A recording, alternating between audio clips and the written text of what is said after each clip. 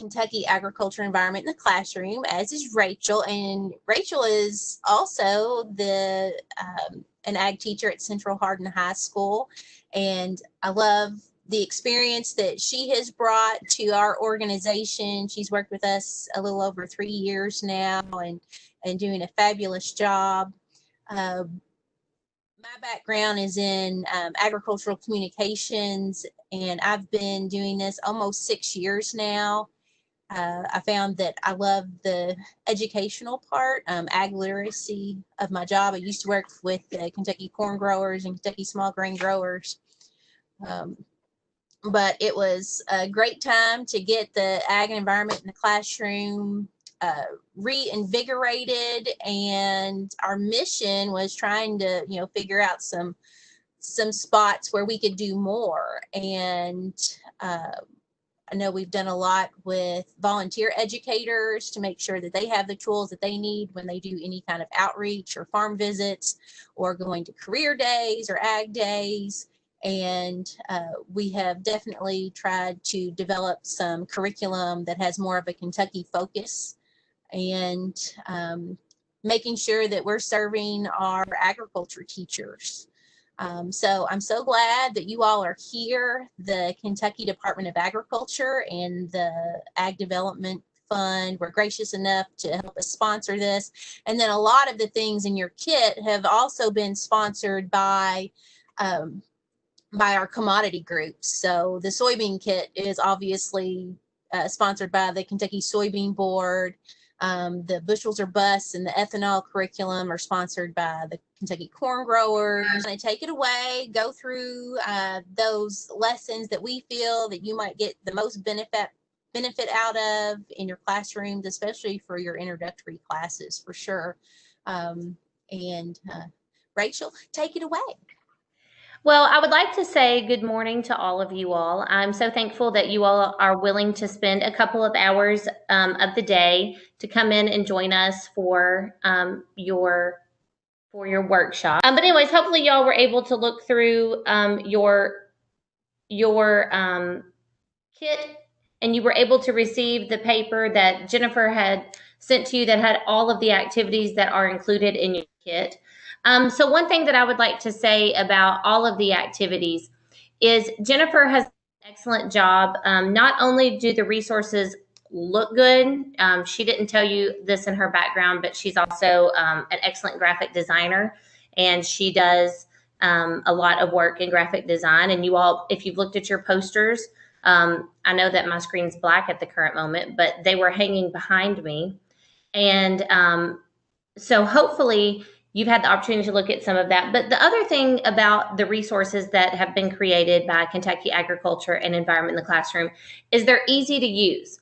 When you're in the classroom and when you're in the trenches of, when you get to October and you're getting ready to lead up to National Convention and you're just trying to stay afloat, it's nice to have resources that you can pull directly off of the shelf that's already ready for you to utilize, and it doesn't require a whole lot of upfront loading on your part, because oftentimes as ag teachers, we just don't have time, or as teacher in general, you just don't have time to go and be doing all of this prep work. So if you notice, the resources that are available to you are easy to use. You just grab them off the shelf. I know it came in 2 shipments, but I keep all of my kit in a clear tote. And the reason I put it in a clear tote is because I can visually see what is in it and I can grab it. And it's easy for me to remember exactly what is in that kit. It also might be helpful for you to print out what's included in the kit and maybe post that on the front so you can kind of remember what's in there. Okay, so the first thing that we're going to start off with is a lesson that's called My Kentucky Home Provides What I Need. This is a lesson that was originally maybe created for the upper elementary, middle school level, but I find that it works really, really well in the Principles of Agriculture class. So as soon as we include FFA and SAEs and maybe Parley, junior Parley, trying to get through all of those, we will go directly into My Kentucky Home Provides What I Need. And the reason why is this is a really great lesson that gives a great overview of Kentucky agriculture, and not just agriculture, but also Kentucky's natural resources. So it explains a little bit about why agriculture is located in certain parts of the state, perhaps why Western Kentucky has more grain crops, why poultry is predominantly raised in the western part of the state, and why forestry is such a dominant industry in the eastern half of the state. You know, it kind of talks about those natural resources that are available to them. Something else that is included with your kit is there are PowerPoints that are already created for you, and really nice looking PowerPoints, not just some that are, you know, kind of halfway put together. Jennifer's done an excellent job of creating these PowerPoints. This is one that she's going through right now on the screen. So at the beginning of My Kentucky Home Provides What I Need, it's nice to just kind of understand if your kids know what Kentucky is like. Oftentimes, kids never travel outside of their county, and that's really hard for us to understand as educators because we went off to college. A lot of you might have your master's or you're working on your master's, and you've probably traveled a whole lot, but some of our students never really have the opportunity to travel outside of their county. And so if you live in Western Kentucky, they may not be real familiar with what Eastern Kentucky looks like, and vice versa. And so this is a nice little PowerPoint to just kind of say, okay, is this Kentucky? Is this what it looks like? And she's actually put where those farms are located or where this particular picture is from, because like I said, oftentimes kids just don't understand. So what I do in my class is I kind of use this particular lesson in conjunction with a couple of others, and I'll talk about that throughout. But My Kentucky Home Provides What I Need starts out with this icebreaker. Really great for you to kind of work through with your kids. And then there are two kind of separate avenues that you can go down. One of them is looking at Kentucky's regions. So Kentucky's regions are, and if you think about this, this is like the bluegrass region, and thank you, the bluegrass region, and Western Coalfields, Jackson Purchase, and she has a picture of that up there. So the physiographic regions. Now this is what I can do with my students. Instead of you sitting here, and there is a PowerPoint that's available, you can obviously go through this with your students, but you know that students get really bored when they're sitting there going through PowerPoint slides. So there's about 3 different ways that you could do this activity. The first one is you could put it up, the PowerPoint, in Google Classroom, and they could have the opportunity to kind of research that information themselves and fill out a graphic organizer. We have one that has been created that's within Google Classroom. That's one thing that Jennifer and I spent some time doing at the beginning of NTI. We have someone, my students use my map a lot to figure out where counties were. Yes, they had no clue the location. That is exactly right, Mackenzie. Oftentimes students are not familiar with Kentucky's layout, the geography of Kentucky, and so it's a great way to learn that. Even when you're learning your FFA regions, it's kind of great to kind of pull this map out and understand. It helps them understand a little bit about what agriculture is like in different parts. So this is an example right here, and notice in this PowerPoint, so this is the PowerPoint that Jennifer's going through, but things are linked within the PowerPoint as well. So you can kind of click on them and it can take you where you need to go. So you could post this in Google Classroom. You could have your students go through there and complete the graphic organizer. Or something else you could do is you could divide your kids into groups, and you could print this PowerPoint off into individual slides and divide them into groups. And they could make large posters. We have a hallway where I teach at Central Hardin High School. Me and the other ag teacher, which will be Mr. Sanderson, he hasn't started yet, but we're the only people in this hallway. So I will oftentimes hang posters out in the hallway and give my kids a graphic organizer, and they have to walk around. So it kind of gets them out of the classroom, it gets them up and moving, and it makes them teach the lessons. It makes them manipulate the content, and you're just not sitting there and talking the entire time. So this would be really great. It would be an easy one-day lesson where you could have them create posters and walk around outside or within the classroom and fill out that graphic organizer. And once again, you could also do it within Google Classroom because, as I stated, Jennifer and I have worked on creating some online lessons that you can incorporate in your classroom. So the second part of this lesson is looking kind of at the natural resources and the agriculture portion of Kentucky. Once again, all of these PowerPoints are available for you in the Google Drive. I know Jennifer sent out a rather lengthy email to you all yesterday. If I were you all, I would bookmark that or put it somewhere in a folder that you could find it easily, because there are so many resources that are included in that particular email. It's got links to our Google Drive. It's got links to all of our websites, and we have a lot of them, and all of the resources. That way you don't have to do the legwork. We've tried to do that for you, and you can just kind of click and find what you need to do. You can see Jennifer scrolling through this PowerPoint. It talks about the water in Kentucky. It talks about where you can find coal in the state, what portion of the state. There's the coal production, which obviously makes sense because that's the eastern coal fields and the western coal fields. And if you notice, there is a blue little highlighted section there that says Kentucky Coal Facts. Depending upon how in-depth you want it to go, or if you want to have additional work for your students to do, there are embedded information within this PowerPoint. So you can click on that and your students can go even deeper into the content, which might work really well if you're teaching an environmental class, or if you're teaching a wildlife class, a wildlife resources class. That might be beneficial to have your students do a little bit more. So Jennifer is pulling that up. I think it's a really large file. It's pulling up. And if I get to going too fast and you have any questions, please don't hesitate to ask. I know that, so here's an additional some information just about Kentucky's coal facts that you could have your students kind of look through. History of coal, which is very interesting. All sorts of stuff can be included on that. I know that you can't see my screen, so I'm not going to hold it up. But there is that document that Jennifer emailed out to you all yesterday that was included in that PowerPoint. It's about a 7-page document that has every resource that I utilize in my class, what classes I utilize it in, and how I utilize it. If you all ever have any questions about that, please don't hesitate this is the document she's talking about. Please don't hesitate to ask any questions. You can email me directly. My Teach KY Ag email is rachel@teachkyag.org, or you can email me at my school email, which is rachel.wilson@hardin.kyschools.us.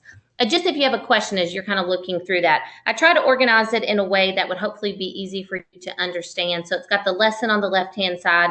Then it has what class I would include it in, maybe what units I would include that in. It's got the CTE Program of Studies connections, as well as some of them have the EOP connections, and then kind of the procedure or how I would implement that into the class. So you can reference that.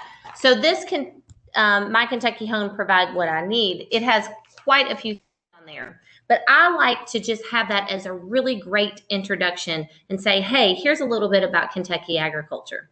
Now, kind of as a conclusion to that, you can talk all sorts of, you can spend as much time or as little time on this as you want. It depends on how in depth you want to go. This is a really great slide that Jennifer has pulled up. This is Kentucky about 200 years ago versus what Kentucky looks like now. We have also created an online Google Classroom activity that goes with this, where it's just some analytical questions about how Kentucky has changed. And so you could assign that. I'm not really sure about the discussion that's happening in your counties, but we're not really sure what the beginning of the school year is going to look like for us. And so if we are going to be starting the school year with NTI, these are some really great resources that you can assign to your class. Something else that you can do as a kind of a conclusion is included with My Kentucky Home Provides What I Needs is there is some maps that your students can color that talks about specifically where certain commodities in Kentucky are produced. And we didn't say this at the beginning, but I want to reiterate this. Everything that has been created that's in your kit focuses on Kentucky agriculture. And I think that's really important to understand. You can oftentimes look at National Ag in the Classroom, or you can look, find things on the internet, and they might have some really great lessons, but it might be about cotton production or things that don't necessarily pertain to Kentucky. But everything that's in your kits pertains specifically to Kentucky. So Jennifer has pulled up some pre-made colored maps. But what I like to do is have my students complete this. So if you notice in this particular slide in the upper left-hand corner, these are the top counties for corn production. That means more than 10,000 acres of corn have been produced. And she has a corresponding sheet that has all of those counties listed.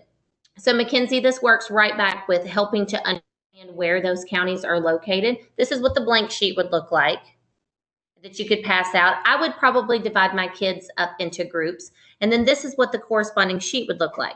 So each group would get a blank sheet, then they would get one of these, and I would assign a different commodity to them. And they would have to go through and color those in. So what I had my students do was I had them, once they completed, and there's all the commodities listed, once they have completed their colored map, I would go and have them hang them on the wall. And I would have them hang either livestock was on one side and crop production was on the other side. And what's really cool is you can, and I told the kids, I'm like, make sure that you color these brightly so they would look very similar to what Jennifer has on the PowerPoint. And I said, make sure that, you color them really bright. So what's so interesting about this is you can start holding up a couple of these maps and compare them to each other. So the map that Jennifer has pulled up, the green section there is hay. So those counties have more than 10,000 acres of hay, which we are called the bluegrass state. So it kind of is fitting that there's so much grass production in Kentucky. But who eats hay particularly? Our grazing animals, cattle, beef cattle, dairy cattle, sheep, and obviously horses need some pasture as well. So if you look at this, you can see that exactly where all of the hay is produced, that is also, those counties correlate exactly with where our cattle are grazing at. Sheep also fits into that particular one. Jennifer, go back to the crop one if you don't care. Okay, so here's one. So corn is the one in yellow, soybeans are the one in brown, and wheat is the one in orange. So if you look at that, you can say, all right, students, why do you think the counties that are corn production counties are also soybean production counties? And, sometimes some of them might know the answers, but then you can talk about crop rotation. You can talk about equipment that's being utilized. You can talk about the topography of that land. Wheat is also in those same exact counties. Of course, there's fewer counties in wheat because wheat is a little difficult to raise sometimes in Kentucky. So it's just a really great way to analyze Kentucky agriculture. They can understand what commodities are produced. They can understand why we're not able to raise perhaps oranges or avocados or those sort of things. Okay, so Jennifer, what she has done was she pulled out this blue one is the poultry map. So what foods does poultry predominantly eat? Well, corn and soybeans. And so it shows that poultry is produced right near their food source. It makes so much sense that commodity, the food for those chickens and for those turkeys, are not necessarily having to be transported a long way to keep costs down. So you can talk about economic impacts with having these commodities being produced close together. So it's really great for freshmen that are coming into agriculture to kind of get a really great view of Kentucky agriculture. You can also use this, and we're going to talk a little bit more in depth about Journey 2050 a little bit later on. I'm not sure if you all are familiar with Journey 2050. Not an exclusive product of Kentucky Ag in the Classroom, but it's a great look at sustainability. I like to use this particular lesson, particularly the online lessons, whenever I go over use, which is, I forget which lesson that is in Journey.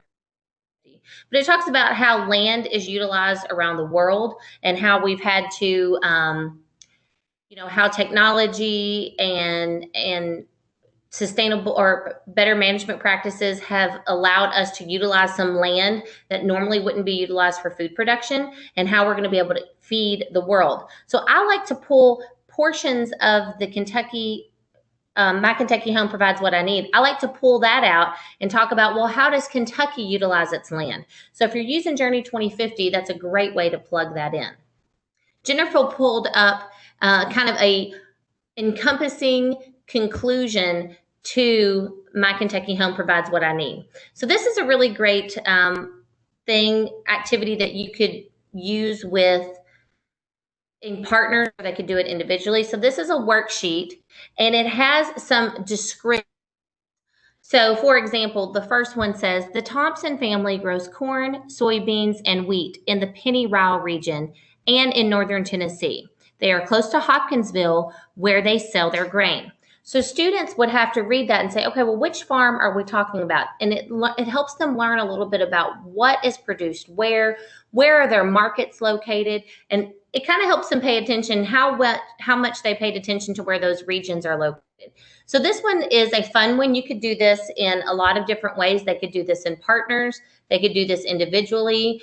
You could do it collectively as a class and just pull it up on your projector, however you would want to do it.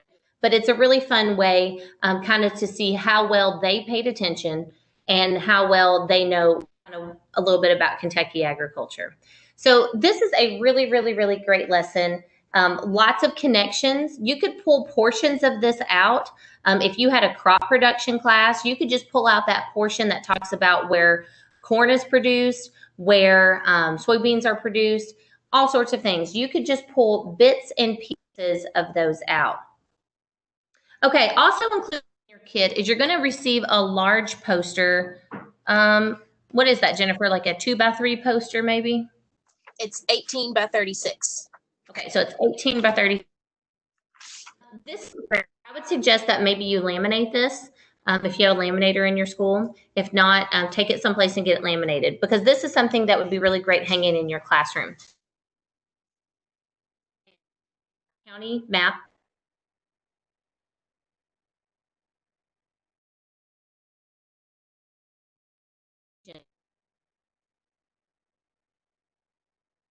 In different colors. And then you'll know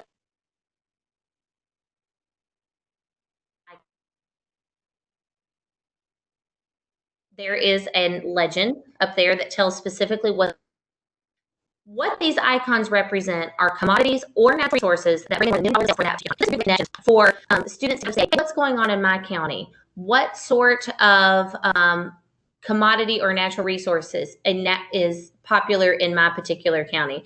And what's interesting is if you look over here in the eastern coal fields, which is the pink, every single one of them have one of the little coal carts, because that is a very predominant industry.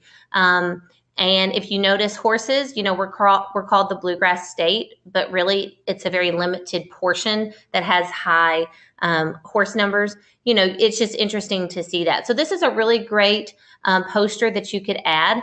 You could add this to all of the commodity posters that you all received in a separate package. Those are really great posters. You also receive, Jennifer, do they get the tabletop version of those as well? No, they just get the big ones. Okay, they just get the big ones. Okay, so those are also, just as a sidebar, those posters are also really great to put out if you have students who are helping out at a local ag day. We use them at the county fair. We can bring those out. Our local farmers market through Extension, they use these posters. And so if someone's selling beef, they kind of set this information next to it. This is also something really great that you could do as an introduction. For example, before you even start My Kentucky Home Provides What I Need, you can hang these posters all over your classroom, which I hate that my screen is black, but behind me, if you all happen to notice beforehand, behind me, those are hanging all in my classroom. And so that's a really great way to do a scavenger. Put this into Questions are also in Google Classroom or in a Google Classroom version as well. So if you were unable to meet with your class, you could also upload the posters from our Google Drive, and then you could have them answer these questions as well. So this could be a great way to kind of introduce exactly what, for them to get familiar with Kentucky agriculture just by going around and looking at the posters. And they add a lot to your room. I think that there's something that's really fun for your students to be able to see, and they can learn a lot about agriculture. So Rachel, I need to make sure I get that Google Classroom scavenger hunt. I don't have it in this folder, so I'll make sure that I put it in the right place. Okay, did I share it with you?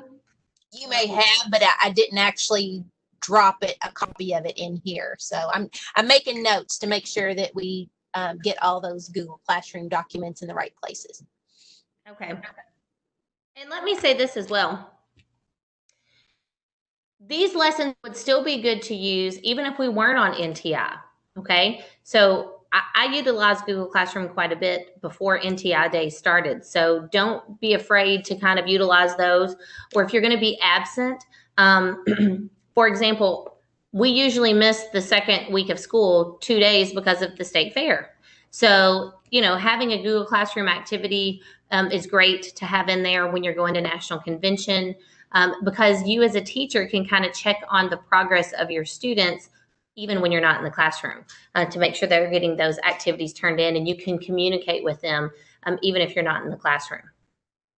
Okay, so to kind of partner with that particular lesson, we're going to talk about a website that Jennifer has created that's called Kentucky Food and Farm Files. So this is what it looks like when it's pulled up.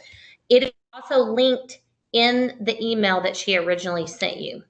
So this can be utilized in conjunction with any other lesson and resource that we have, but it is also something that could be utilized with my Kentucky What I Need. This is also something that you need to earmark for when it comes time for your students to do impromptu speeches, because this is great.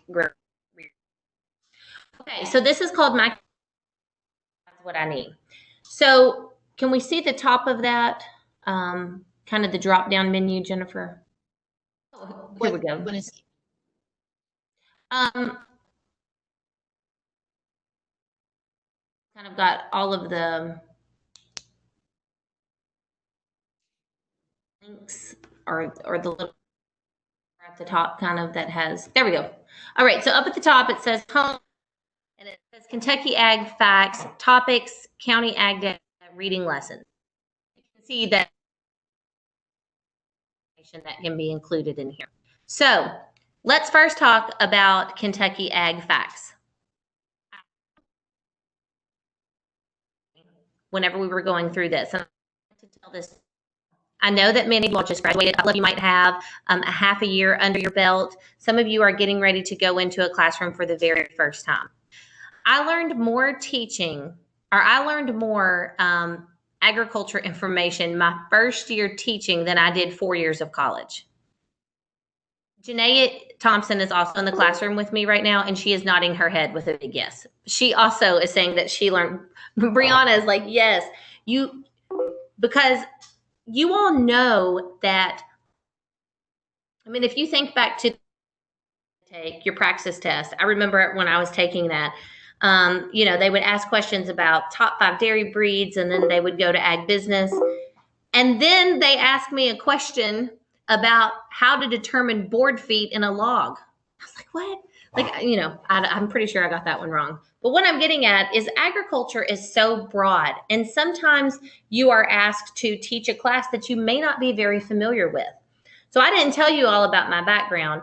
I am a Central Hardin High School graduate, but I went to school at Murray State, and upon graduating from Murray State, I got hired at North Hardin High School, and I taught there for 7 years. I predominantly taught animal science classes and the freshman class.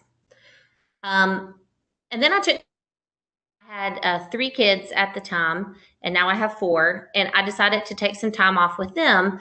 And I was out of teaching for 6.5 years. And that's when Jennifer and I met. And she said, I'd been working with you a little over 3 years. It's actually been over 4 years that we've been working. She tried to block that 1 year out. But anyway, just kidding. So we've actually been working together for 4 years. And that happened when I was out of the classroom. So I recently came back into the classroom, and now I'm the horticulture teacher. And my thumb is black, it's not green. Okay. So I've had to. So I had to learn a lot about horticulture. And so I've had to look at different resources. So this is a great way for you to learn about Kentucky agriculture. You can go through here and you can find, well, because I'm not sure if all of you are from Kentucky, or you might be teaching in an area you grow up in. So, we looked at agriculture so different across the state. So I'm not sure what your background is. Okay. You might have an animal background and now you're teaching horticulture, or maybe you grew up and your family ran a patch and now you're having to teach science. I mean, there's so many things that you might be having to teach. So this is a great way for you to come and learn if you are just a little unfamiliar, if you're needing some additional background information. But this is also a great place for you to come. And don't forget about this website whenever you are working with your impromptu speech.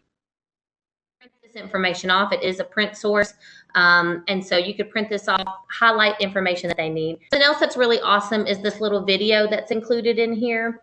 It's about 5 minutes long, and it's a great kind of synopsis of Kentucky agriculture, both the history of Kentucky, how it was settled, and a little bit about it now. It works great with My Kentucky Home Provides What I Need. Okay, so don't forget about this. All right, Jennifer, you scroll back up to the top. Next one is these reading comprehension lessons. All right, so these are excellent to use for your impromptu speakers. They are excellent to use with choice boards. One thing that I really like to do in my classes is have my students do choice boards, tic-tac-toe boards, menu boards. I'm not sure what you would refer to them as. So that is where generally I have 9 activities, and they have to choose 3 of those, 3 in a row, 3 vertical, horizontal, or diagonal. And I always try to have some reading portions in there. So this, for example, is a PDF, and it's called Case by Case, the GMO Question. And so where did these articles come from? Well, this one is from the Kentucky, University of Kentucky, the magazine, which is their ag publication. Some of them come from Extension. Some of them come from other universities. They can be in Farm Bureau. They can be in Farmers Pride. Any sort of publication that maybe any of the commodity groups put out. So here's your lesson, okay? And when you scroll down to the end of these lessons, so this is a relatively longer article. A lot of them are just 1 page. You'll notice that it also has comprehension questions. So these are to have your students grab as part of those choice boards. They're also really great to have if you have an early finisher on a test. So let's say that you just finished one topic and you're going to be going into maybe a biotechnology or a GMO lesson. This would be a great one to have as kind of a as an introduction to that particular lesson. These are also great to have in your subfolders. So whenever you are not going to be in the classroom, go ahead and have one of these printed off for your to use. Something else you can put these in Google Classroom. So you can download this and upload them into your Google Classroom as an assignment for your kids to analyze. And you could either have them do the questions that are already there for you. There's no point in reinventing the wheel if we've done the work for you, but you activity as well that you could do. So we have a whole listing of these different ready to print PDFs. But in addition, and some of them have blanks that your students can actually write in. So this is an example of a shorter one. Obviously, this would be a great one for when you're in an equine class and you're relating it directly to Kentucky, maybe right before the Kentucky Derby. this would be a great one. And you could tell this wouldn't be a very long activity, probably 10 minutes for your students. Also, this is just a side note. As an elective, we oftentimes have special education students that are in our classes. So let me tell you how I do a reading activity with them, because oftentimes they are required to have a reader. So I will go ahead and pass those out. My greenhouse class had several of these. So while my other students are working on an assignment, I will sit down particularly with these students. And oftentimes scribing is very difficult for them. So what I'll do is I will get, Jennifer, can you go back to that, to the horse one that you were just on, if you don't care? Because this is a good example. So there's 5 questions. So what I will do is I will get 5 different colored markers. And so we'll read the article aloud. I will generally read it to them.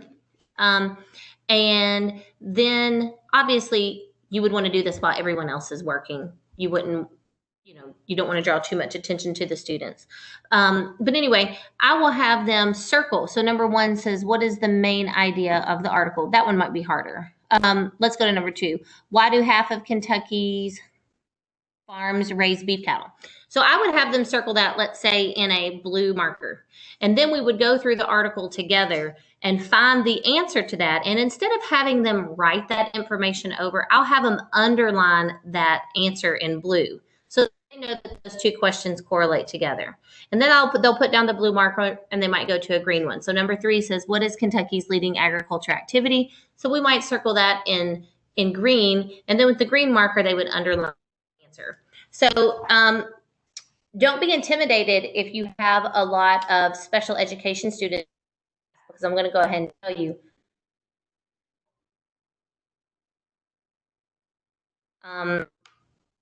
You for the entire rest of your teaching career to continue learning for the students. And I have discovered that if I'm doing reading, that's to know the answer. So that was, sorry, Jeff, that was just a sidebar. Okay. So there's several of these that you can print off. They are great to use. You can have several of them printed off. And if you don't want to be making copies of that, you could just have them write the answers on their own sheet of notebook paper, and they could turn those. So this is the listing of all the articles, okay? So they're really great. Okay, so now we're gonna look at the Kentucky Ag data. So this would work great with My Kentucky Home Provides What I Need. This is individual county in the state. We have 120 of them. So there are a lot. So if you are teaching in a county that you are not from and you want to learn a little bit more about agriculture, that would be a great way to learn. So this is Hardin County, which is where I teach and live at. So that's right smack dab in the middle of the state. For example, Adam Sanderson will be our new ag teacher this year, and he's not from this county. So a lot of you all might be in that. So it's just kind of a great way to learn specifically what it is. So this is information that comes from the census, the ag census that occurs each year. So 2012, we had one, and this is 2017. I know it's 2020, but this is the most recent census information that we have. As you know, the agriculture census occurs every 5 years. So the last one was in 2017, but this information wasn't even released until last April. Yes, about a year ago, because it takes the National Agriculture Statistics Service a very long time to kind of analyze this data and to get it organized. So anyway, just a side note. This is really great because it has, it's broken down, easy to understand. It has the number of farms. It has the average size of the farm in that particular county. And it has things about government payments, farm averages. I can't really see this really well, but it has the percentage. So over on the right-hand side, how are these farms broken down in each individual county? And so that is very easy for you to utilize. Oh, there, she made it a little bigger. Very good. Okay, and it has like what percentage of the farms are no-till farms, what percentage are bringing in money. Obviously, you can see we have farms that are bringing in different amounts of money. There's generally 2 pages to this. I think the second page has specific information. Yes. I think you That's you have a lag on what you see on my screen. Oh, okay. That makes sense. So the second half, so this is broken down by what crops are produced in this county, and what livestock is produced in the county. Obviously, in Hardin County, we don't have any cotton or cottonseed. Okay, so marked off. But it kind of shows specifically how many dollars is brought in, where they rank in the state. So Hardin County, for example, we rank hogs and pigs, we rank 13th out of the state. Okay. So you can find all of this information out for your individual county. It also has some great breakdown. I see there's a lot of female ag teachers on here. So that's kind of interesting. You can see how many female farmers there are, how race is broken down. That might change in different counties. Maybe be reflective of the demographics of that particular county. And it also has even how much have internet access. That might be a great, that one might be a great tidbit of information when we're talking about our extemporaneous public speaking, because I think there is one of the topics is about technology farms. So anyways, this is a great resource that you can turn to. You could have your students analyze this. You could have your students do all kinds of information with this. Also, this would be great for your impromptu speakers as well. So that's some information that you might find beneficial. And then the last one that I want to hit on was a little bit more about all of the different topics. So we have the reading lessons, but that doesn't include all of the articles that we have. Okay, so this is a great one that you can utilize. Oftentimes when you ask kids, even when they're in an agriculture class and perhaps even have been raised on a farm, if you say, hey, what is a career related to agriculture? Most of them are going to say 2 things: a farmer or a vet, because I think at some point in everyone's childhood, they probably wanted to be a vet. But they don't realize that there is such a wide variety of careers. So this is kind of a highlight of people in Kentucky and a variety of careers that they have. Okay, so this is really interesting. If you were doing a careers unit, maybe they would have to pull one of these articles down and analyze them. Now remember, not all of these articles have the corresponding questions with them, but you could easily create your own questions if you wanted. So there are ag careers is one of the topics. There can be topics about technology. There is animal agriculture, farm leaders, issues and challenges. All sorts of topics are here and available for you. So instead of having your students, or instead of you having to go and track down this information that relates to Kentucky agriculture, it's great that all of these have already been compiled for you. And Jennifer is updating these, and she adds them along the way. And so it's something that's kind of a fluid document that's growing all the time.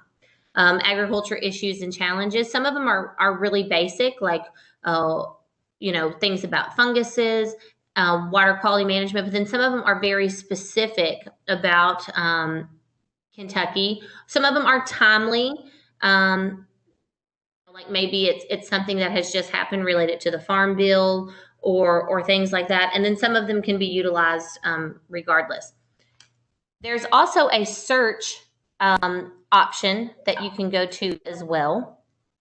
So when you go to the home screen, let's say that you wanted to research. Okay, so she just typed in bees. Like you don't really know what you want to talk about, so she can just type bees, and everything that is on this website related to bees is going to pop up. So there's that option as well. Jennifer, were you saying something? I'm sorry. It wasn't me. Oh, okay. So this is a really, really great resource that you can utilize in lots of facets within your classroom. I feel like it's one that probably doesn't get utilized enough across the state because so much information about Kentucky is right there for you. So I would really suggest that you all utilize that. I just want you to know that there are now people in the shop using a nail gun. So you might have a little background info or noise. Okay. Our next topic or resource that we want to talk about is it the virtual field trip series? Yeah, just touch on those. Okay. So this is something else that I utilize in that Kentucky agriculture unit for my principles of ag. And let me tell you what I did. And you can't see my screen, so I can't show it to you. But here in Hardin County, and I don't know what you all have in your counties, we have a print shop, which means we can send, it's like central printing that happens at the central office. We can send all sorts of things to them. And so instead of having to use your copies at school or use all the copy machine, you can send it to them. And what's really awesome is they can put it on colored paper. You might want to look at the resources that you have available within your county. So what I do is I would go through and I put the worksheets from My Kentucky Home Provides What I Need. And I also put the worksheets that go with each of these virtual field trips. And I made a packet for my kids. And I passed them out at the beginning of the unit. And then everything they needed for the remainder of the unit was right there for them. So I'd say, okay, today we're going to visit the bee farm. So let's get that sheet out. Sometimes they would watch the video and they would have to fill out the sheet while watching the video. And sometimes it would have to be something that would occur afterwards. Okay. So when Jennifer worked for Corn Growers, this was a project that she started. And so we have the older videos, and you can tell that the graphics are a little older and they're a little fuzzier, but they still have great information. Okay, so keep that in mind. But in a partnership with Kentucky Farm Bureau, they have utilized the production crew to create new videos. Okay, so that's the one that's at the top. And so what this is it is a series of, there used to be 8. How many videos are there now, Jennifer? We're working on 10. Okay, so now there's going to be 10 videos, and each of them highlights some commodity within Kentucky agriculture. So once again, you're relating that directly back to the state. So that's why it works so great with that unit. But you can also pull out these videos for individual classes. So let's say that you're getting ready to start a beef unit in your animal science class. You could show this video and say, hey, well, let's learn a little bit about beef production in Kentucky. Or if you were getting ready to start a poultry unit in your animal science class, you could just watch those videos. But what else we have is we also have correlating worksheets. So let me tell you a little bit about how that works.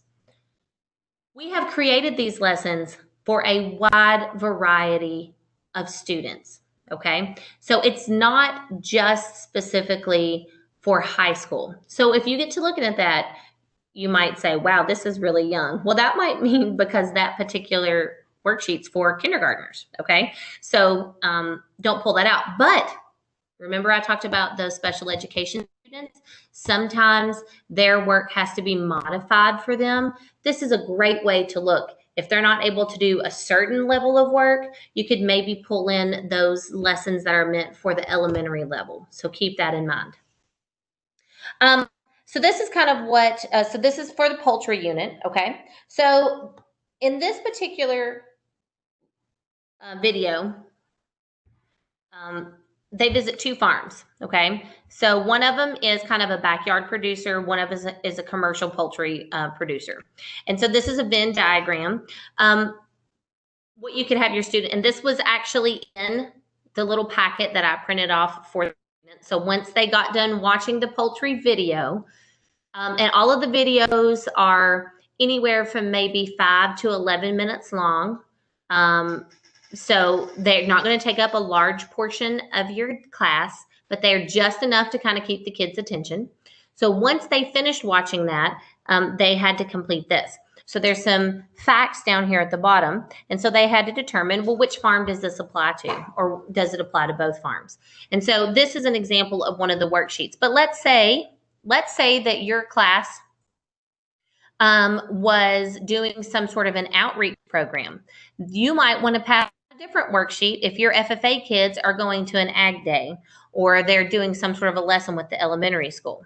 So they might want to learn about the life cycle of a chicken. And so we also have that. So this is a little cut and paste activity. Okay. So this might be something that your FFA kids could pass out. Maybe you all, I know that we go to our local elementary school around National Ag Day. And a couple years ago, we actually had that lesson on chickens. And so that would have been a great worksheet to send them home with. This could even be something that you do. Like, once again, let's say, scroll down to the next one where they have to write. Okay. So let's say you're doing a poultry unit, or you're doing a little in your animal science class, or let's say that you're doing a little poultry unit in your principles of ag class.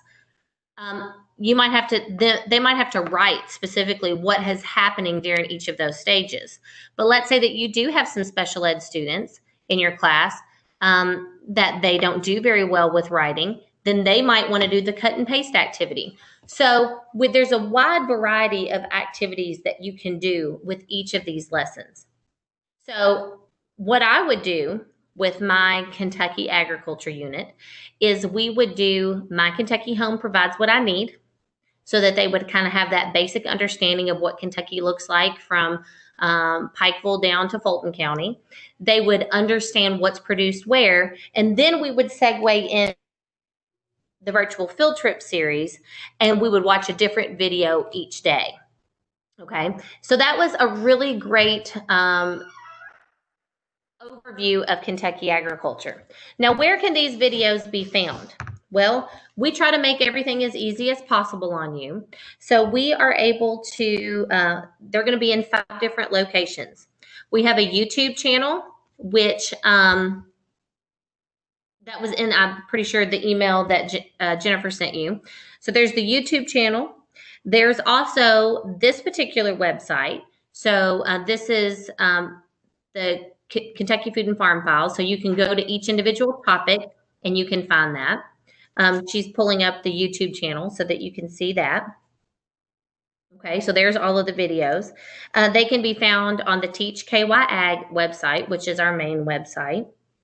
They can also be found on your flash drive, but are new videos on there, Jennifer?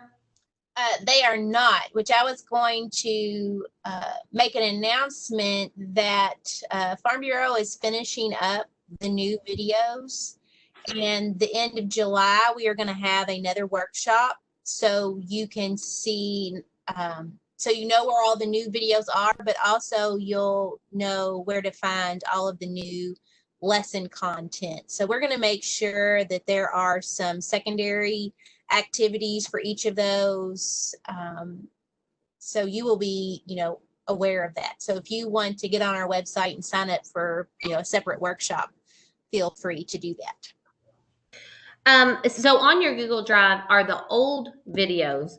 What you might want to do is to download these new videos and add them to your Google Drive, just in case there was ever any internet issues, like apparently I'm having at my school because you can't see my face. So happens, my screen's black. So that happens all of the time, where something happens with your videos. So you might want to do that. And then they are also in the Google Drive, which she shared with you as well. So there's lots of different ways that you can access those videos.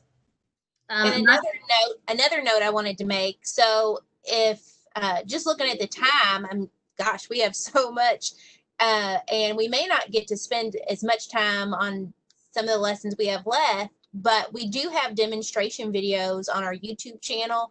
So if we do not get to, say, farmland preservation, you can click on that one and kind of watch how that one is played. So just to be aware. And I don't want to play this because it'll mess up the our connection, but just be aware of that. Yes, and so that's very beneficial. We wanted to show you all originally one of the field trip videos, but when we tried this out on Friday, it didn't work well. So I would encourage you all to make sure that you look at those videos and see which worked best. And remember, you can pull those out instead of doing them collectively all at one time with your freshmen. You can also pull those out individually and apply them to whichever class it might work with. So there's lots of different ways that you can utilize these activities.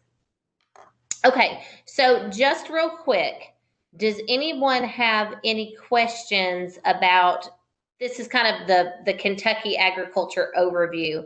My Kentucky Home provides what I need, the Kentucky Food and Farm Files, or the Kentucky Farm Feeds Me virtual field trip series. Does anyone have any questions about that? Because I know that was kind of like information overload.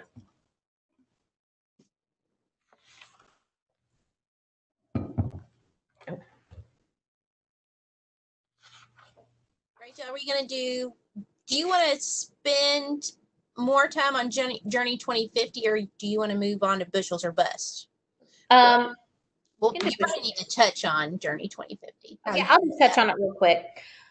Okay, so Journey 2050 is a really awesome lesson. I utilize this in my agri-science class. So if you all don't have an agri-science class at your school, that's generally kind of a sophomore level class. So they kind of have a basic understanding of agriculture. So one of the things that is supposed to be discussed in that class is human impact on agriculture and the environment.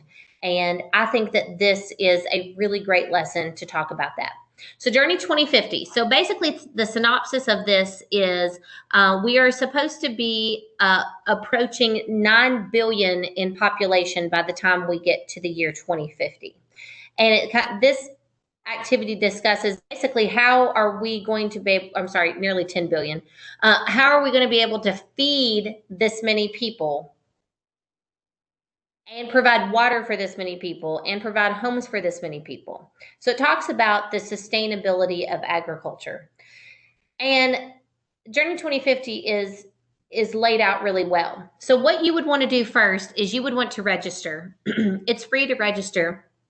But the reason that would be important is because it gives a teacher code that you would want. And in fact, for the majority of the spring semester, that teacher code, my teacher code, was on my board because that's going to be important for your students to have a little bit later on.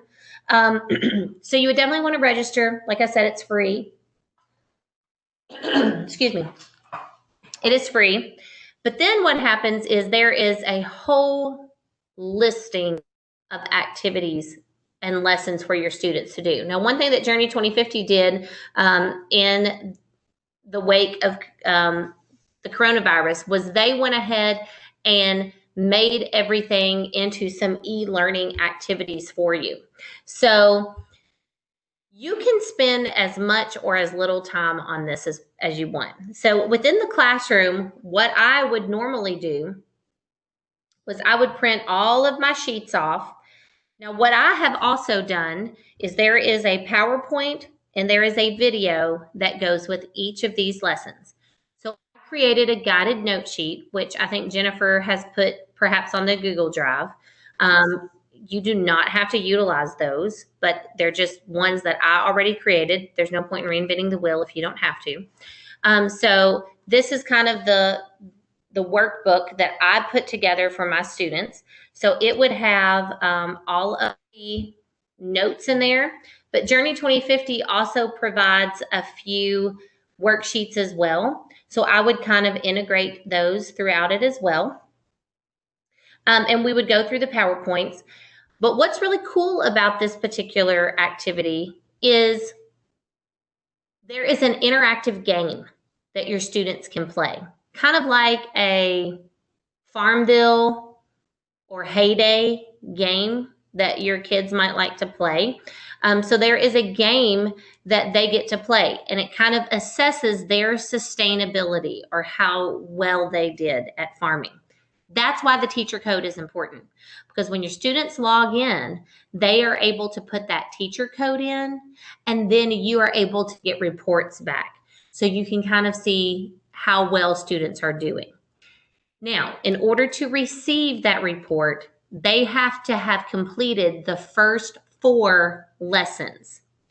So you might not want to introduce the game to them until after you have completed the first 4 lessons, because they have to get through the first 4 levels for you to get a report back. And I found that out the hard way. But I've also found ways to kind of integrate some of our Kentucky agriculture lessons in with these Journey 2050 lessons. For example, I told you all about my Kentucky home. One of the lessons with Journey 2050 is a land use lesson.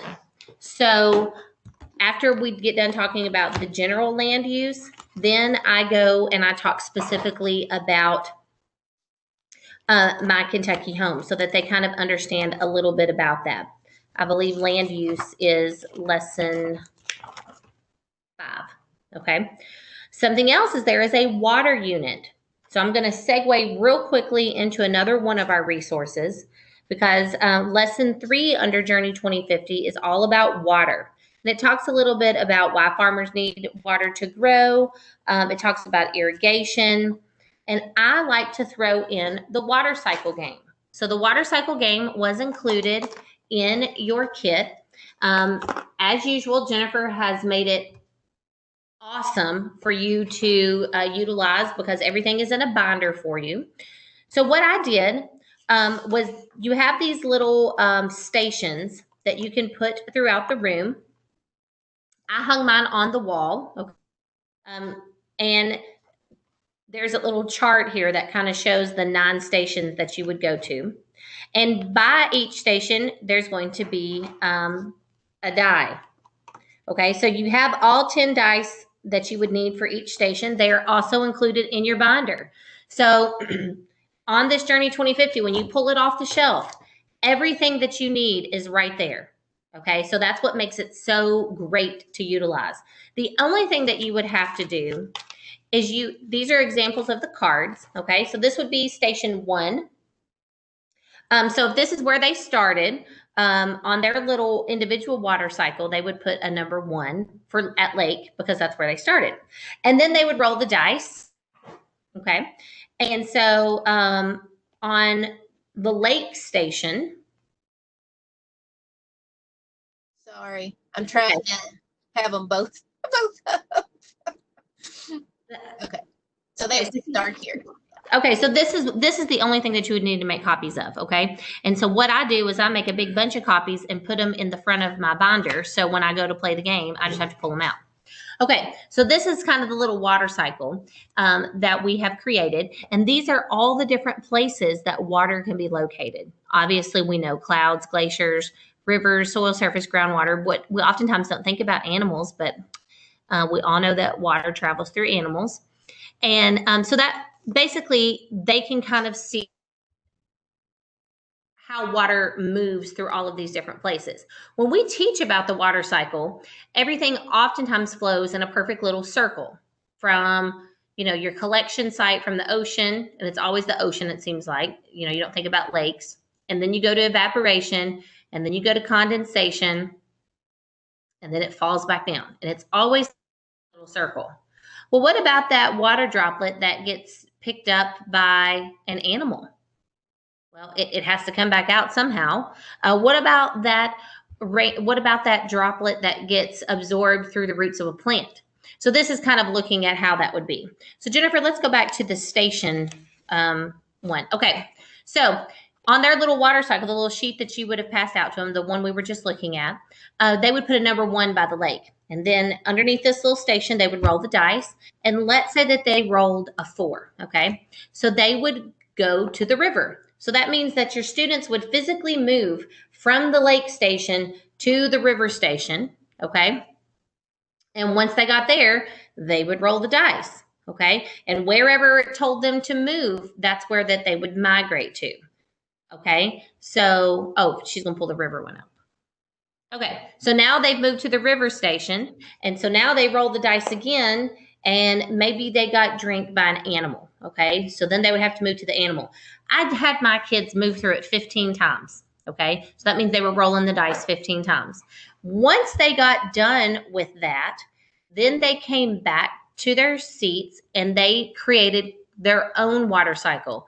So they would connect number 1 to number 2, with an arrow, just like on the water cycle would be 2 to 3. Sometimes they might have hung out in the clouds for roll 3, 4, 5, and 6. That's okay. There's a lot of water droplets in the clouds, so they would hang out there. My kids, as sophomores in high school, agri-science, in conjunction with the Journey 2050 water unit, they loved this. They loved this game because it was something different. They were able to get up. They were able to move around. Then as a conclusion of this, Jennifer, if you want to go to that one little sheet, they can kind of learn. You have a writing activity that can go with this. So I'll be honest with you. We did the water cycle game on March the 12th. In fact, on the board in my classroom is still the directions for this game. Okay. So that was what we did on March the 12th. So when NTI started the next week, their very first assignment was to write their water cycle journey. So they actually had to utilize some of these words that are provided on this sheet about saying, well, my water droplet, started at such and such place, and I was absorbed by the soil, or maybe I filtered down through the soil to my groundwater. They had to actually kind of write about this. Some of them did okay with it, but some of them wrote some really cute stories. And so, we're all the time trying to integrate different subjects into our classes. So this is a great way to kind of integrate some writing. So I would incorporate the water cycle game. That's these vocabulary words that she's pulling up. So I incorporated the water cycle game, which is included in your kit as part of the Journey 2050. And then there are a few Google Classroom activities that I created because actually this is what we did for the 7 weeks that we were in NTI. We did a different lesson. We did a different lesson each week in Journey 2050. We had just started the program maybe the week before. So it worked out really great for us. So I have created some additional online activities. One of them is through National FFA. It's the Ag Explorer, Career Explorer website that worked well with the career unit. I also had them research some sort of agriculture, technology, and innovation. So I've shared those with Jennifer, and if she hasn't already put them with our online activities, then we will get to that. But those were just some additional information. At the end of each year, well, the end of last year, because I just started back teaching in January of 2019, I did a survey with my students as part of their final on asking them, what was your favorite unit that we did throughout the year? And an overwhelming amount of students said that Journey 2050 was their favorite. I think it kind of makes them look at the world a little differently. It helps them to kind of understand struggles that people from around the world are having to deal with when it comes to being insecure about food and being insecure about water, and that we have an abundance, because this lesson talks about food, countries that overconsume food, which we are one of those, versus countries that are malnourished. And so it's just a really, really great lesson that I would encourage you all to do. I wouldn't do it with freshmen, but it seems to work really well with sophomores. And it also provides so many opportunities for us to integrate some of our lessons as well. And one of those lessons in Journey 2050 is about economies. And that's a great way to put in our next activity that I want to highlight, which is called Bushels or Bust. So I tell Jennifer this is an oldie but a goodie. Like, I have utilized this so many times in my class. And I wish my video was working, because I would show you that I still haven't erased some of the activities that we did earlier in the year. So Bushels or Bust. So she's going to pull that information up. So this is a great game. You know, kids learn a lot through games. We want to pretend like that they learn through us sharing all of our knowledge with them, but sometimes they get a little bored with that. So they really learn a lot through games. So Bushels or Bust is an opportunity for students to navigate through a growing season of producing corn. So it starts in April and it goes through September. What I like to do in my classroom is I like to divide them up into teams. And in your kit, you received one classroom set of these cards. Now, once again, everything in here is meant for years of use, okay? So these cards are not like little flimsy cards. They are, they have like the coating on them. They're able to be utilized for many years. I hope that you had the opportunity to look at them. But what the cards do is they kind of go through various risks that a farmer would have to face during a growing season of corn. This is an example of the cards right here. So let's say that you wanted to make yourself another set of these, okay? You can purchase them, okay? And it's pretty cheap to buy a whole new set. How much is it, Jennifer, to buy a new set? $10. Yeah, it's $10. So you can buy you a new set. It would probably be a pretty good investment. And with that comes all of the cards already cut for you. It comes with your dice. It comes with your worksheets and directions. But if you wanted to spend the time, I mean, honestly, I think it's worth the $10 to have somebody else cut these out. But if you wanted to print out a new set of these cards and cut them out, you could. So they are included on your flash drive, okay? So you could print those out. Oh, there is a classroom set. It's only 20, it's 25 and you get 5 sets of cards. Well, there you go. That's what I would go with. Go with here, the classroom set. Okay. But also included, go back to that sheet, Jennifer. The budget sheet. Okay, so you also will get a copy of, there's 10 of these that are included in your set. Okay, notice that it's printed in color. Now, I know y'all hadn't started teaching yet, so you might not know this, but when you get into a school building, colored ink is like the holy grail, y'all. There is no place that even print in color ink in my school, okay? Like, it's sacred. It costs money. So the fact that these have already been printed in color for you, this is what I would suggest you do. You need to find a little handy dandy laminator, okay? I have one that just does 8.5 by 11 sheets, and it stays in my drawer, and I don't share it with anybody, okay? So you can buy these little sheets on Amazon. We have a member of the month, an SAE of the month, and a green hand of the month each month at our FFA meetings. And so right outside my classroom, I have a little display board. So what I will do is we have like a little, for each of them, we put their picture up and we tell what their name is and what their SAE is and some fun facts about them and their involvement in FFA. And then I laminate them, okay? And they hang outside of my classroom for the month. And then when that month is over, they migrate down to another bulletin board so we can see the whole year's member of the month and the whole year's worth of SAE of the month and green hands of the month. And then they can take them home with them because they're laminated. But I use this little laminator for everything. And I'll be honest, I got it at Aldi for $20. So, which is a random place to buy a laminator, I know. But, you know, check out Office Depot. So this is what I do with this sheet. I laminated, okay? I laminated all 10 of them.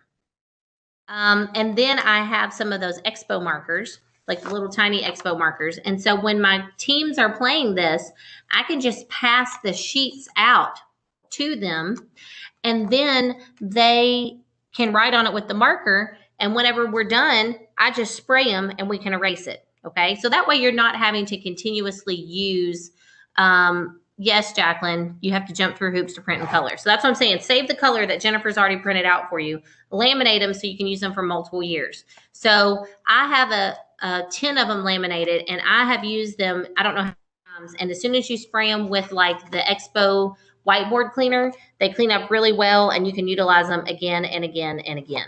Okay, so I would suggest that you do that within your classroom. So something else that Jennifer has done, because she wants to make life easy on all of us teachers, is you notice that everything is in color. Okay, and also the cards that are in your kit are in color. So I don't know if you all are looking at your cards right now or not, or if you've pulled this particular lesson out. But for example, on the front of the card for planting, okay, it says planting risk. That is written in yellow.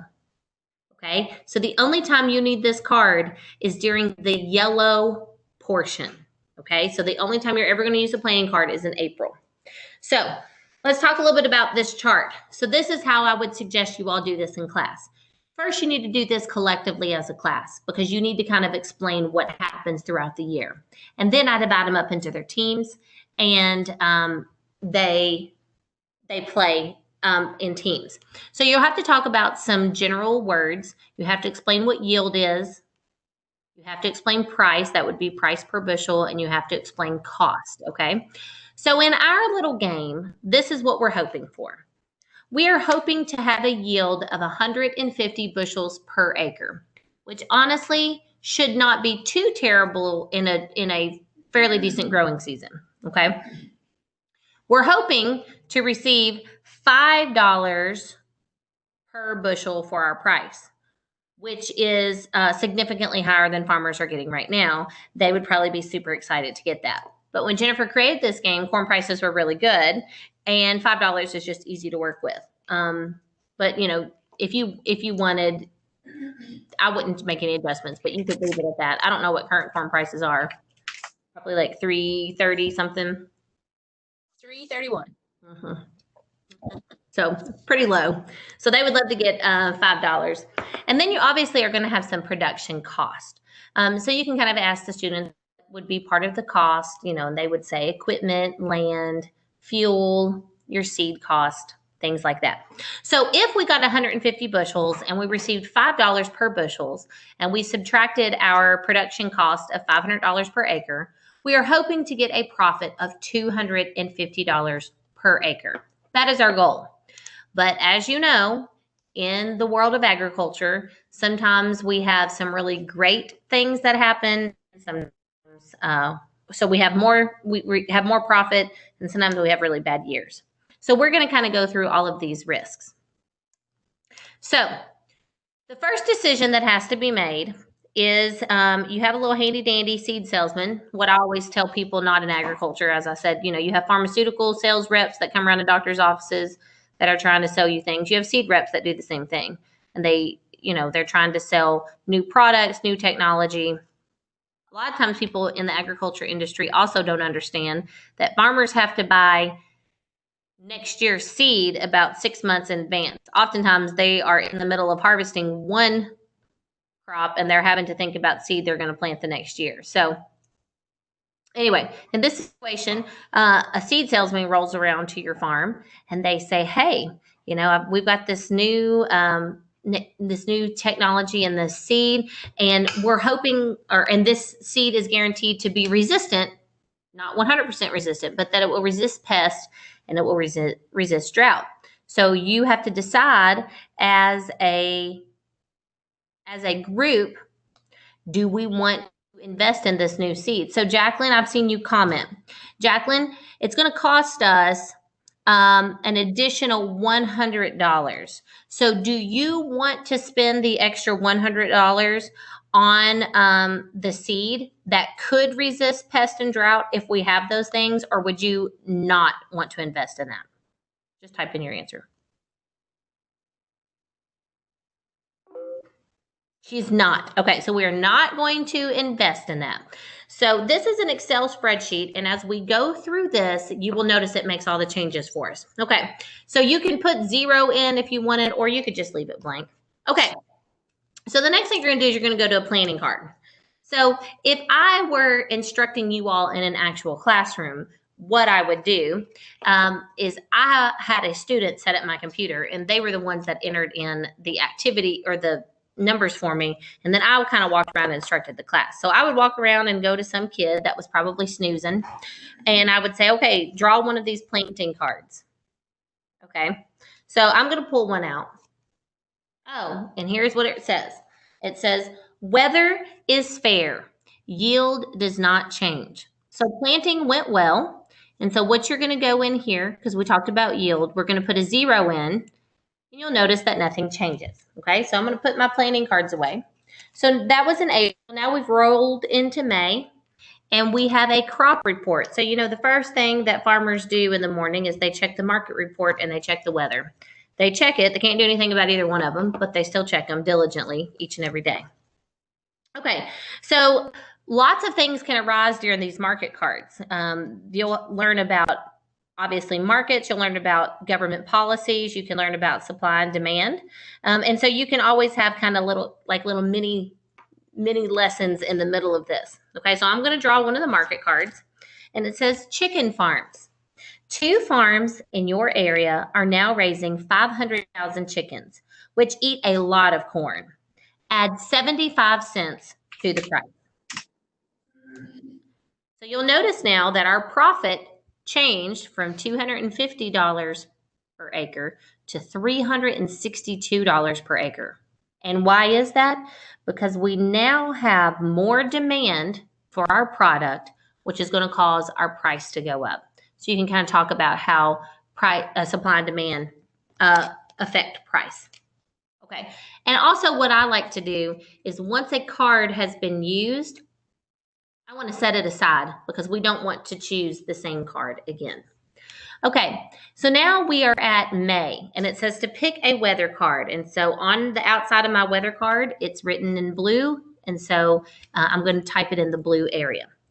All right, so I'm going to draw one. It says too hot and dry.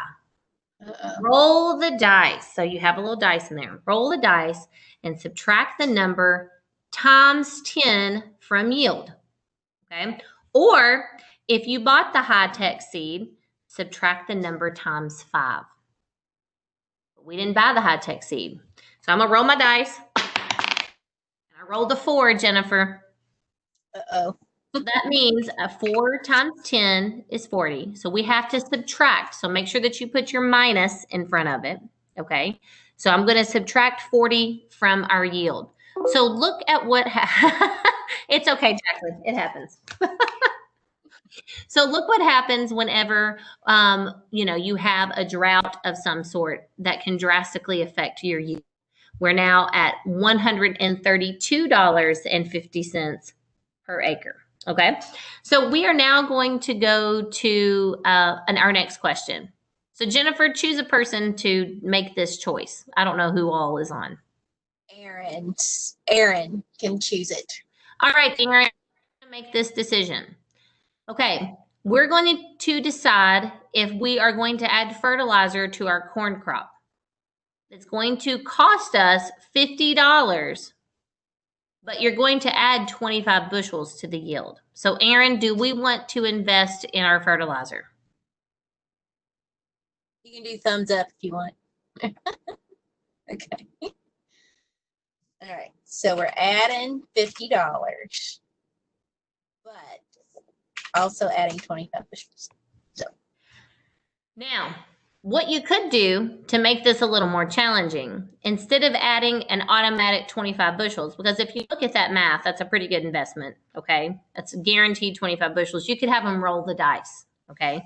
And say you're going to take whatever you rolled times 5, okay? Because we don't ever know exactly how well that fertilizer is going to work.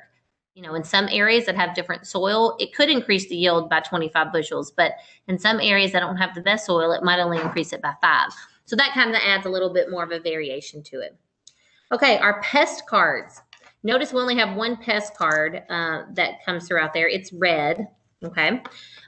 So this is when we're going to find out again if our decision to not purchase our high-tech seed was a gamble that paid off or didn't. I promise you all, I am not choosing these on purpose. I'm literally drawing them. Janae is in the classroom. She can testify to that, okay? Weeds and pests. You have been on vacation. You have too many insects and weeds, and it's too late to control them. Subtract 50 from yield, or subtract 25 if you used high-tech seed. We did not use high-tech seed, so we have to subtract 50 from our yield. Look at what happened. Okay, we're down to 85 bushels per acre, and we are now profiting a negative $61.25. Okay, you went on vacation too long. So those are things that you have to keep in mind. Okay, so you should watch. It's so funny to watch a group of kids when they're doing this, because you know, they get so excited when they draw good cards, and they get so upset when they draw bad cards. And so it's kind of funny to watch their reactions as they play this. All right, but the year's not over. It's still June, so you know, maybe we can recover a little bit. We'll have to see. All right, so we're going to pick a weather card. All right, it says weather is fair, yield does not change. So that's our next weather card. Okay, we're going to pick another market card. It says drought in the Midwest. So this is in the U.S. Midwest. U.S. corn supply is significantly reduced, okay? So apparently our little drought, it hit us a little bit, but it hit the Midwest really, really bad, okay? Really bad. So because that's close to us and our supply is significantly reduced, that's going to cause our price to go up. Now, farmers would love to get this, but is an additional $2 per bushel on our corn. Look at that. It brought us back up to the black. So, but that's getting $7.75 corn, which is over twice what they're getting now. All right. It happened in 2012. It did happen in 2012. But ironically, when we talk back about talking about the ags data for each county, the data on some of those counties from that last census in 2012 really wasn't the best, because it was a really bad drought year. But anyway, okay, so our next one is, we're going to go to a weather card. Oh, rain and sunshine. So we kind of come out of the drought. So it's rain and sunshine. It says roll the dice and add the number times 5 to your yield. I rolled 6, Jennifer. Woo. So 6 times 5. We're going to add 30 back. Okay. Our profit has recovered quite significantly. Okay, we're going to pick another market card. Man, farmers would love to have these. It says China buys corn. China is eating more meat and needs more corn to feed their livestock. So we have an increase in demand, which is going to increase our price. It says to add 50 cents to the price.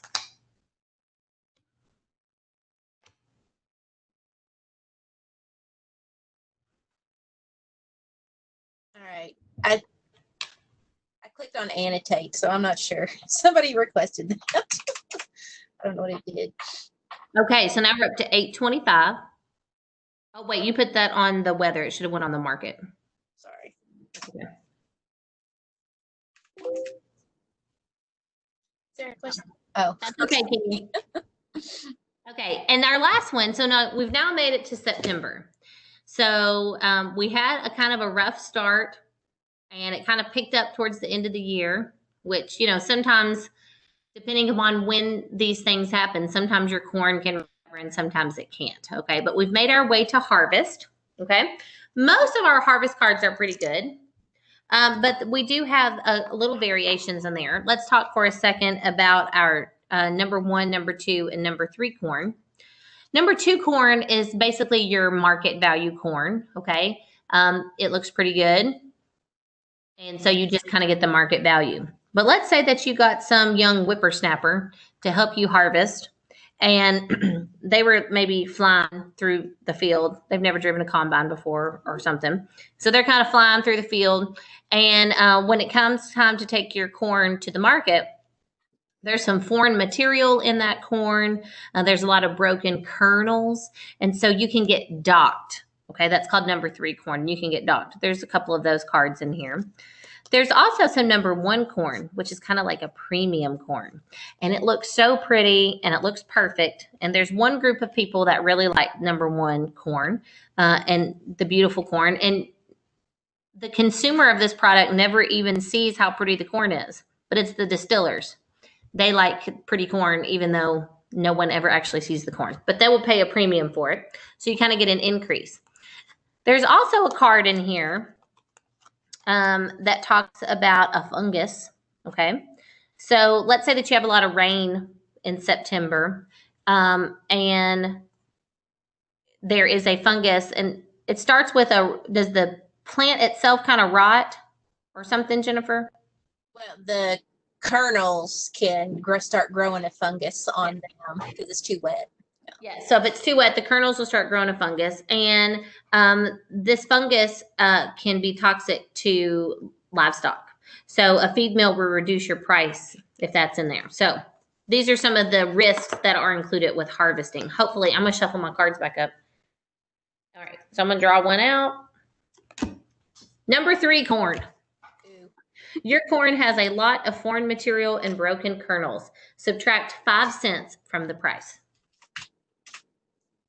All right, but all in all, if you notice, we were hoping to have 150 bushel corn, which we did not make that. We only have 115 bushel corn. But because of these increases in the market, you know, there's major drought, and that had a boost on our price. We actually, instead of getting $5 corn or $5 per bushel corn, we actually got $8.20. And our costs stayed pretty on point, but it ends up having our profit of $393. So what is really cool about this particular lesson is this Excel spreadsheet also has a graph that's built in. And so you could see as we were going through how that adjusted. You could push that off to the side to where your students couldn't see that until the end. And maybe you could have your students create a bar graph. So you're kind of integrating some of that ag math into the lesson. So whenever Jennifer and I was kind of going through a practice run of this on Friday, I pulled out my bushels or bust classroom set. And we did this in my agriculture sales and marketing class back in the fall. We played this game, and that was a relatively small class. I only had about 15 kids in there. So I had them in groups of 5. And so it was interesting, the profit margin that they had. Okay. And I allow them to name their farms, which they get really excited about. You know, sometimes you have to watch high schoolers because sometimes they want to name their farms inappropriately. So we had one farm. They were called Corn Farm. That's original. They had a profit of $38.30. So at least they didn't go in the red, but they didn't make much profit. We had another farm that was called Thomas Farm. They had a profit of $196.75 per acre. So, you know, not our goal, but they were still profitable. And then we had Jim Beam Farms. That's what I'm talking about. Sometimes you get names that maybe they shouldn't have. But Jim Beam Farm, and they had a profit of $1,520. Now, I also would like to say that I'm not sure that they played the game correctly because that's a really large profit. But it is kind of interesting to see how competitive the different groups get. It would be fun to maybe have give a piece of candy to the team that had the most profitable farm, give a piece of candy to the team that had the highest yield, you know, different things like that. And the kids enjoy this. But the cool thing about this game is that they're learning. They're learning while they are playing a game. They could play it again and every day, and the outcome would be different because risks that farmers have to deal with are different every year. So this is a really great game that you can incorporate in lots of different classes. If you're teaching an ag math class, obviously it's a great fit. If you're teaching an agribusiness class and you're kind of talking about markets or supply and demand, it fits in there really great. But it also works well in that Journey 2050 where we're talking about economies and how markets are. It works really, really well in there. It could also work well if you're teaching a crop production class. I'm not really sure how many people have a class like that, but it is a great lesson. So once you went through the actual the Excel spreadsheet with your students, I would suggest then passing out the individual ones and allowing them to play together. So another game that is very similar to that, and we're not going to go through the whole game this time, is a game called Cash Cow that's also included in your kit. Cash Cow is a game that is, and I neglected to say that Bushels or Bust is a game that is sponsored by Kentucky Corn Growers Association, and Cash Cow is a game that is sponsored by the Kentucky Cattlemen's Association and the Kentucky Beef Council. So we appreciate our supporters for their donations. Okay, so this is kind of, if you put the water cycle game together where you have stations that they move around, it's kind of like that, but it's a math game like the Bushels or Bust. So once again, you have students, and they're kind of able to emulate what is happening on a beef farm, okay? So you once again have all of the different risks that farmers have to face when they're producing cattle. So what you would do is you would pass out one of these budget sheets that Jennifer has pulled up. You would pass these out, one to each student, okay? And they don't have to start at any particular station. But what I would have them do is whatever station they start at. So next to station 1, if they start out at herd health and pests or improve your herd, they might want to just jot that down so they kind of know where they were at. So at each station, there'll be one of these sheets that's laying down. So you could either have these on tables, or you could have them maybe hanging on the wall. They just have to be able to roll their dice. Okay, so let's say that a kid started right here at improve your herd, okay? They're going to roll the dice, and depending upon what the dice says, that is basically what's going to happen with improving your herd, which a lot of farmers probably feel like they roll the dice every day when they get up and farm. So let's say that they rolled a number 2. It says that you are buying a new bull, because obviously you have to buy a new bull to help improve your genetics. And so what you're going to do is that costs money. So you would actually go back to that budget sheet and you would subtract $3,000 from that cash column. So you started out with 100 cows that are hoping to have 100 calves, basically, and you start out with $10,000 in cash, okay?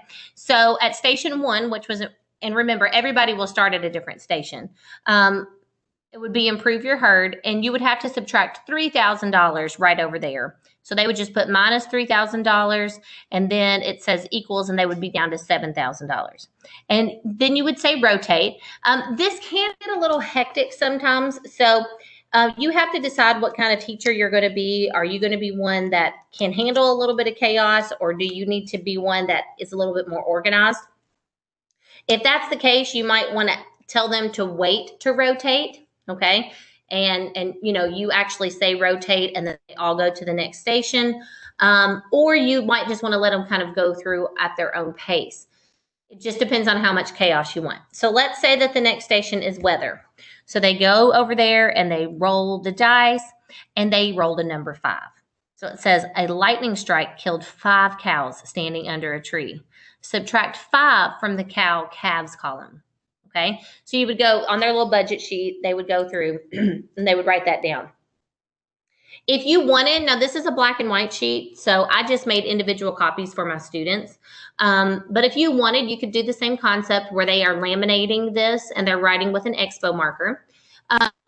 If you wanted to have them do this in pairs, they could. I don't think I would have a whole group rotating.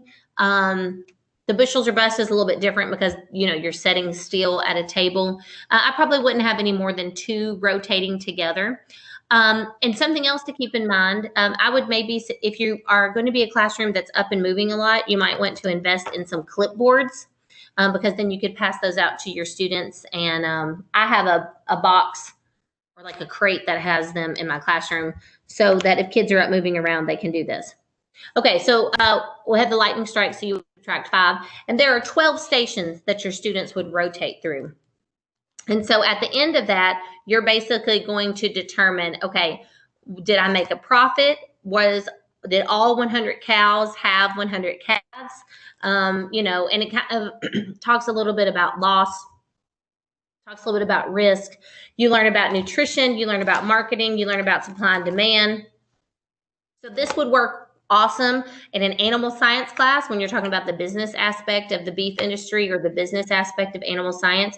It would work well in an ag math class. It would also work well in an agribusiness class, ag sales and marketing. So it's also a really great one. And once again, it is in a binder. So all you have to do is pull this off of the shelf. Everything that you need is already in there for you. The only thing that you would ever have to do is make more copies of your budget sheet. And there are some already included in your binder.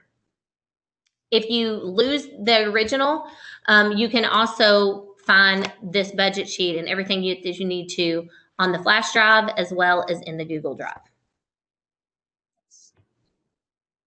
We just have a few minutes left. Rachel, do you want to briefly touch on the plot your profit and then the ecosystem, how you use those? Sure. Yeah.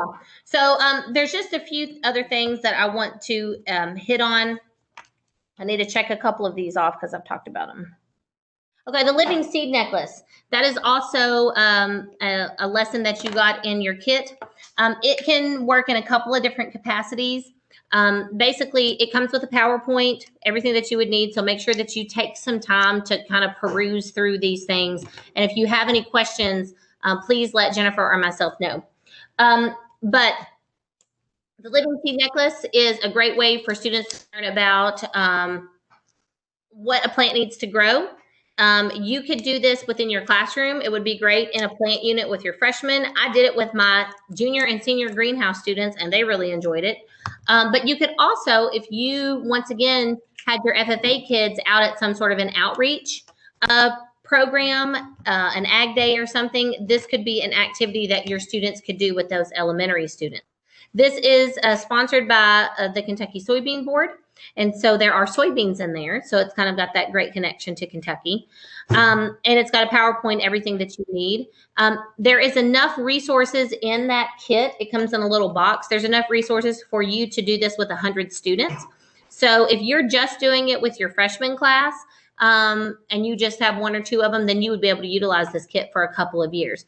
But it has worksheets that's included in here there's variations on those worksheets again for different skill levels. So like that first one that she just scrolled through might be a little young for your students, but if you did at the elementary school, it might work well, or for those special ed kids, don't forget about those. But different lessons, like this would be one that would maybe work better in a greenhouse class or for your high school students. So please take a little while to look through this because it's a really great hands-on activity where students are basically learning about everything a plant needs to germinate, and they can put that in a little bag. Technically, for your elementary students, you would make a necklace out of those, and they would wear them around and see if the seed germinated. For my class, I just put them all in a little box, and we took them out to the greenhouse where it was warmer, and we had them germinate. And then we went back out maybe 2 or 3 days later when we were learning about seeds, and we kind of dissected those. So that ended up being a fun little hands-on activity. So make sure that you check that one out. Another really awesome lesson that would work with your greenhouse class, with an agribusiness class, or with an ag math class is plot your profits.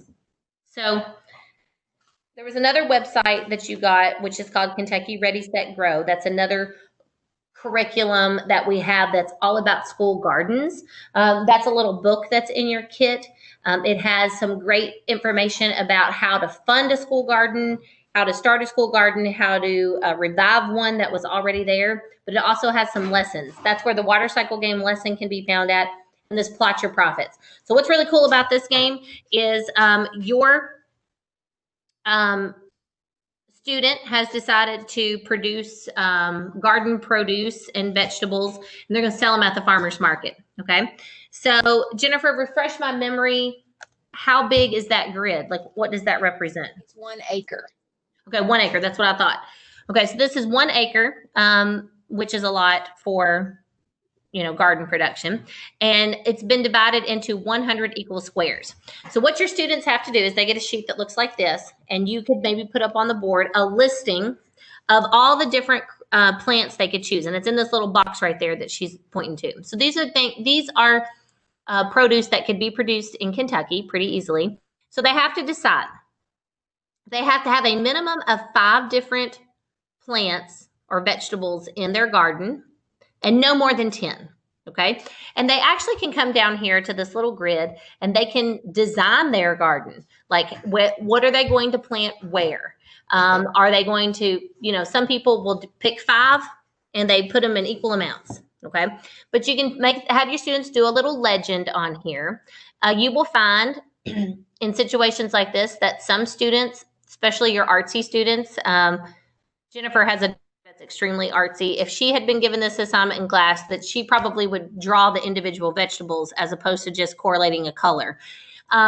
You will find that kids spend a lot of time on this, but they can design their garden however they want to be. So you could probably spend, maybe a half a class period allowing them, 20, 25 minutes, allowing them to kind of design their garden. In this little square up above where it says crop legend, that's just the kind of added portion where they could design a little logo for their farm. Kids like putting a personal touch on their assignment, so being able to name something. And so they could make a little logo for their farm. And then they have to put their legend. So what color coordinates with what exact crop. So then what they would do is if you scroll down here to the second page, there is all sorts of information that is included on here. So they can put what crop they want, okay? So they can put, broccoli. What number of blocks was that? Okay, so maybe they did 10 blocks of broccoli. What was the total area with that? And then they would convert that to what percentage of an acre that would be. So there's a lot of conversions that could go on in here. So if you're teaching an ag math class, this is a great lesson because you are working with conversions, you're working with area, you're doing basic multiplication, division, and things like that. And so after they kind of determined those first 4 columns, they could do that on their own. Then you're going to provide for them some information, and that's profit per acre. Okay, so this is some information that's came from 2017 from our last census, and it was kind of came from the University of Kentucky Center for Crop Diversification. Okay, and this is what that profit chart will look like. Okay, so you could share information with them, like green beans can produce 18,750 pounds per acre, which is a lot. Okay. But the biggest information that you really want to share with them, and Jennifer did all this math for you already. So if you're strong in math, you don't have to figure this out. She's providing you a chart. But for your green beans, you would say, oh, well, that was $270 profit per block. So imagine if you had done 10 blocks of green beans, okay? I personally, when I do this, I like to start at the bottom with grapes and work my way up to green beans since that's the most profitable.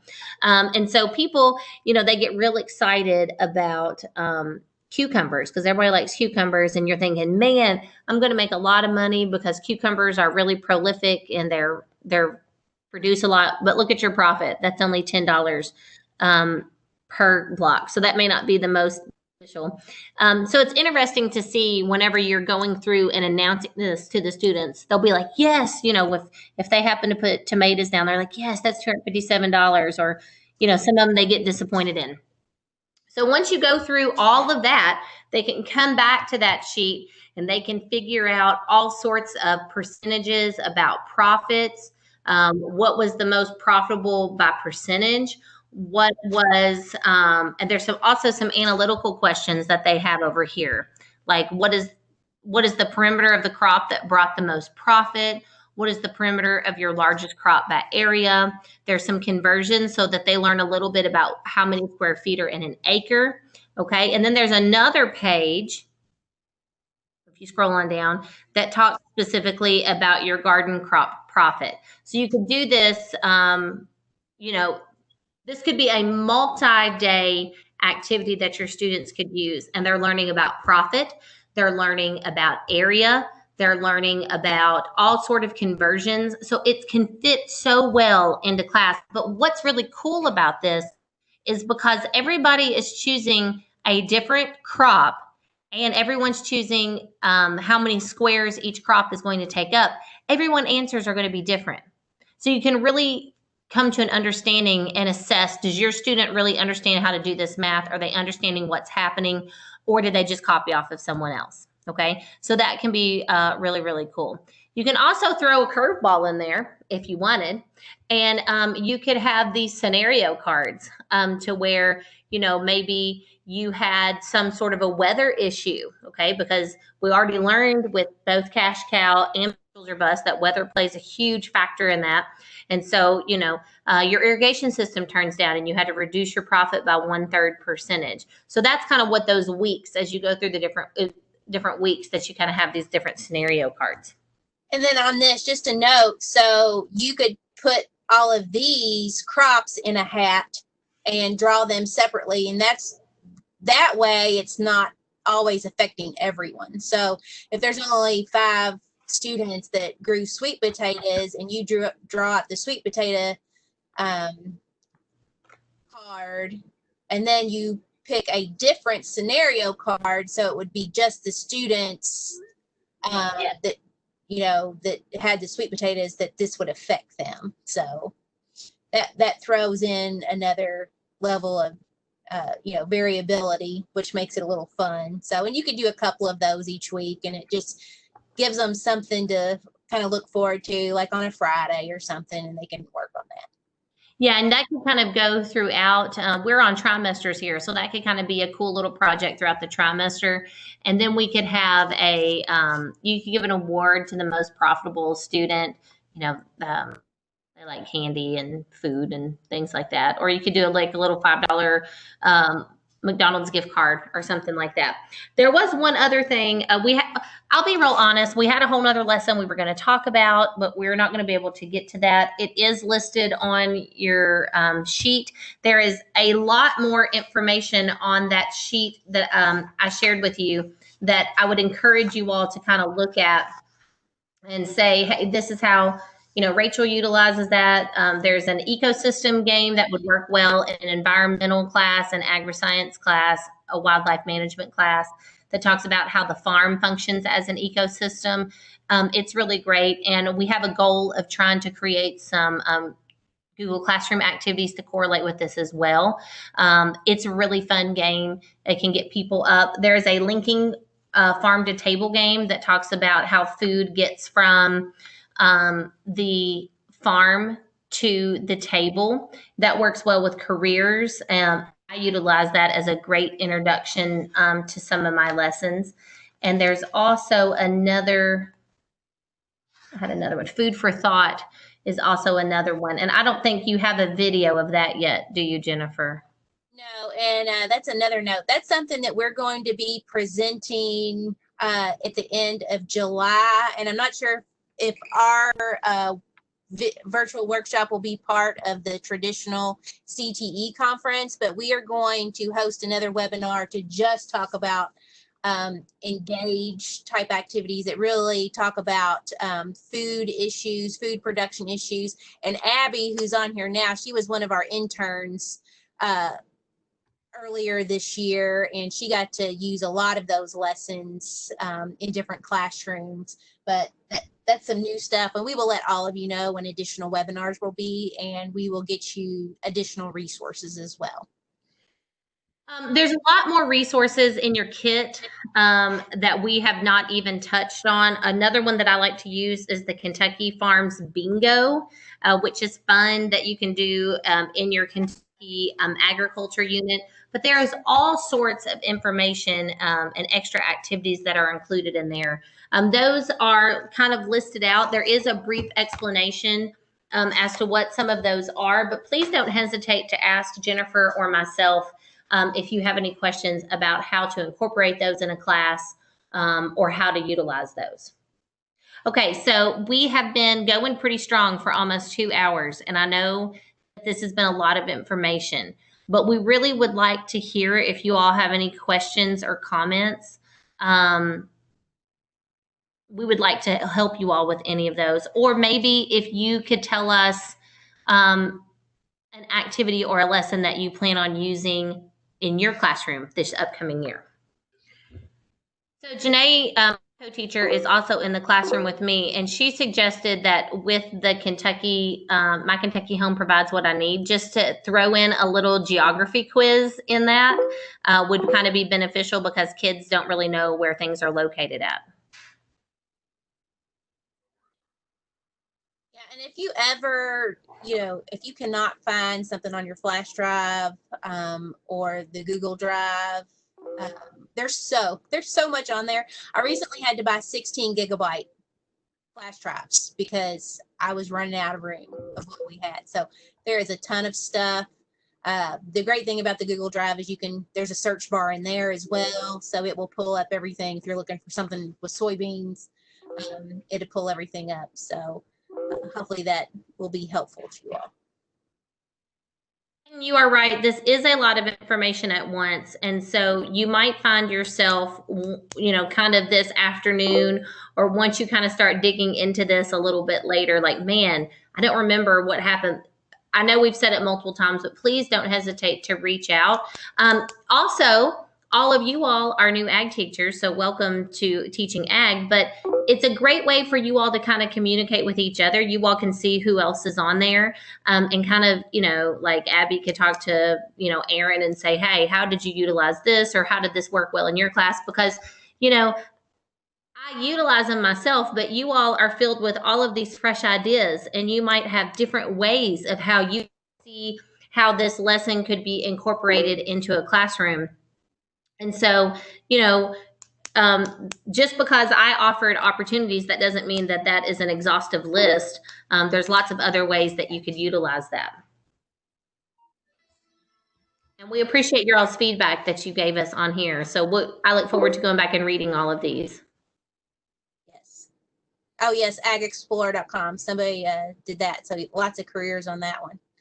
Yeah, that's a great one. We do have a Facebook page and an Ag Literacy Network group. Feel free to like and join those. We try to share things like new things we find on there just to give you some additional ideas. But we will stay in touch with you all. So if we ever have any kind of new resource that we feel that you all need, we'll make sure that you have access to that. We also have a Pinterest page, and on that page, there is a board specifically for ag teachers that kind of has some stuff that's related to FFA that I save and put on there. So don't neglect to check that out too. I'm not sharing my screen anymore, but I just pulled it up. Yeah, okay. Pinterest.com, Teach KY Ag. All right, well, thank you all so much. Oh, look, Abby's got hers.